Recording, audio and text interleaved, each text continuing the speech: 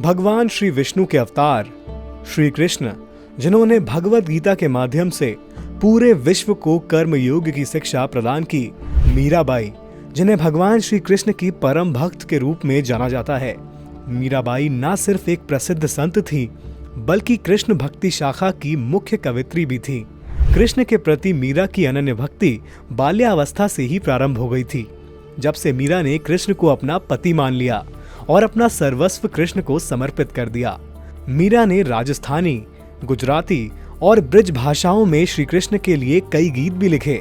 मीरा का समर्पण अपने कृष्ण के प्रति इतना गहरा था कि संसार की समस्त शक्तियां भी उसे विचलित नहीं कर पाईं। मीरा की कृष्ण के प्रति भक्ति एक मिसाल है, जो स्त्री प्रधान भक्ति भावना का सुसंस्कृत रूप है। इस संसार के सभी वैभव छोड़कर मीरा ने श्री कृष्ण को ही अपना सब कुछ माना और राजसी ठाट बाट छोड़कर मीरा ने कृष्ण की भक्ति की और अपना पूरा जीवन वैराग्य में व्यतीत किया। भक्ति की ऐसी दृढ़ आस्था बहुत कम ही देखने को मिलती है। हिंदू धर्म की एक पौराणिक कथा के अनुसार मीराबाई का जन्म 16वीं शताब्दी में जोधपुर के राठौड़ रतन सिंह की इकलौती पुत्री के रूप में हुआ। बचपन से ही वह कृष्ण भक्ति में रम गई थी। मीराबाई का कृष्ण प्रेम अपनी चरम सीमा तक तब पहुंचा जब उनके पड़ोस के घर बारात आई। सभी औरतें छत पर खड़े होकर बारात देख रही थीं। मीरा भी अपनी माँ के साथ बारात देखने लगी। बारात को देखकर मीरा ने अपनी माँ से पूछा, माँ, मेरा दूल्हा कौन है? इस पर उनकी माँ ने उन्हें कृष्ण की मूर्ति दिखाकर कहा, यही तुम्हारा दूल्हा है। बस यही बात मीरा के बाल मन में गांठ की तरह बंध गई। जब मीरा विवाह योग्य हो गईं, तो उनका विवाह महाराणा सांगा के पुत्र राजा भोजराज संग बड़ी धूमधाम से करवाया गया। परंतु मीरा इस विवाह से खुश न थी। विदाई के समय मीरा अपने साथ कृष्ण भगवान की मूर्ति अपने ससुराल लेकर आईं। बाल्यकाल से ही मीरा कृष्ण की भक्ति में डूब चुकी थी। विवाह के पश्चात भी अक्सर मीरा अपने घरेलू कामकाज करने के बाद मंदिर जाती और कृष्ण की मूर्ति के आगे नाचती व भजन भाव में अपना ध्यान लगाती थीं। परंतु पुरुष प्रधान समाज में मीरा की भक्ति उनके परिवार वालों को रास नहीं आई। मीरा की नंद उदाबाई ने तो उन्हें बदनाम करने के लिए मीरा के पति से ये तक कह दिया कि मीरा का कहीं प्रेम संबंध है, और उसने मीरा को मंदिर में उनके प्रेमी से बात करते हुए भी देखा है। ये बात सुनकर राणा भोजराज बहुत क्रोधित हुए और उन्होंने मीरा से चिल्लाते हुए कहा, कौन है तुम्हारा प्रेमी? किससे बात कर रही थी? कहाँ है वो? उसे अभी मेरे सामने लाओ। तब मीरा ने सामने रखी अपने गोविंद की मूर्ति की ओर इशारा करते हुए जवाब दिया, मेरा प्रेमी तो सामने ही है, जिन्होंने मेरा दिल चुराया है। मीरा का ये बर्ताव देखकर राणा भोजराज को बहुत दुख हुआ और वह चुपचाप कक्ष से बाहर चले गए। मीरा के विवाह के 10 वर्ष बाद एक युद्ध में उनके पति भोजराज की मृत्यु हो गई। 6 महीने बाद मीरा के पिता और उनके ससुर का भी देहांत हो गया था। अपने प्रियजनों की मृत्यु ने मीरा को अंदर तक झकझोर कर रख दिया था। इसके बाद मीराबाई का मन सांसारिक मोहमाया से दूर हो गया। कुछ समय बाद मीराबाई संत रविदास से मिली, जो आजीविका के लिए जूते गांठने का कार्य करते थे। मीरा ने उनसे सूर्त शब्द योग की दीक्षा प्राप्त की।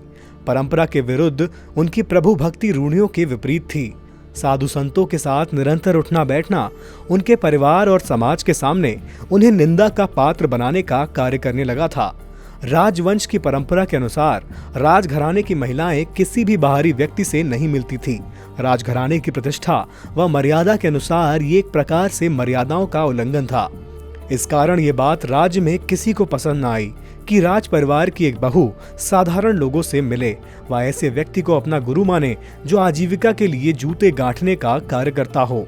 मीराबाई के देवर राणा रतन सिंह मीरा का बाहरी व्यक्तियों से मिलना पसंद नहीं करते थे। इसलिए राणा रतन सिंह ने अपनी बहन उदाबाई के हाथों फूलों की टोकरी में एक जहरीला सांप रखकर मीरा को देने का आदेश दिया। उदाबाई मीरा के पास गई। वह टोकरी मीरा को देकर बोली, महाराज ने भेंट में तुम्हारे लिए हीरो का हार भेजा है। जब मीरा ने वह टोकरी अपने हाथों में ली और उसे खोल कर देखा, तो उस टोकरी में हीरो का एक सुंदर हार था, जिसे देखकर उदाबाई आश्चर्यचकित रह गईं और उन्हें मीरा के खिलाफ किए गए अपने कार्यों पर अफसोस हुआ। उदाबाई मीरा के चरणों में गिर गईं और उनसे माफी मांगने लगीं। मीराबाई ने बड़े स्नेह से उन्हें उठाया और सांत्वना देकर उन्हें क्षमा कर दिया।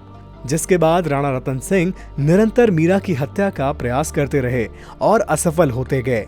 एक दिन एक सैनिक ने राजा से कहा, आप मीरा को श्री कृष्ण के प्रसाद के रूप में विष युक्त पंचामृत पीने के लिए दीजिए।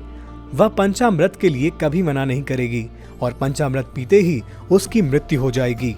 जैसे ही उदाबाई को इस षड्यंत्र का पता चला, उन्होंने मीरा को तुरंत बताया, परंतु मीरा बोली, मैं उस विष का सेवन अवश्य करूंगी। मेरे गिरधर का जो आदेश है मुझे वह स्वीकार है। जिसके बाद भरी सभा में मीरा ने उस विष का पान किया, परंतु मीरा को कुछ भी ना हुआ।